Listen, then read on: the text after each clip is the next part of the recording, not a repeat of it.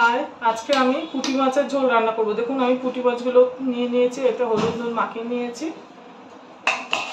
এবার আমি কড়াই তেল দিয়ে দেবো। এটা আমার গরম হয়ে গেছে, মাছগুলো এবার এর মধ্যে আমি দিয়ে দেবো। দেখুন মাছগুলো আমি ভেজে নিয়েছি, এর মধ্যে এবার আমি কালো জিরে দিয়ে দেবো ফোড়ন।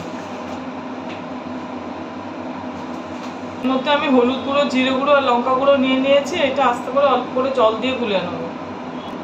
দেখুন জল দিয়ে গুলে নিয়েছি, গোলাটা এবার আমি এর মধ্যে দিয়ে দেবো। 4টে লঙ্কা চিড়ে নিয়েছি, এবার 4টে লঙ্কা ওর মধ্যে আমি দিয়ে দেবো। মাছগুলো আমি এর মধ্যে দিয়ে দেবো। ওটা আমি একটু জল দিয়ে দেবো।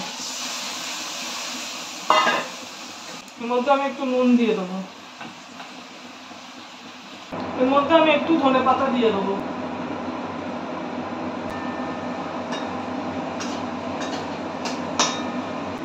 দেখুন পুঁটি মাছের ঝোলটা আমার হয়ে এসছে। দেখুন পুঁটি মাছের ঝোলটা আমার হয়ে গেছে। এইভাবে বাড়িতে বানিয়ে করিয়ে খেয়ে দেখবেন, ভালো লাগবে। আর আমার চ্যানেলটা লাইক, সাবস্ক্রাইব আর শেয়ার করে দেবেন।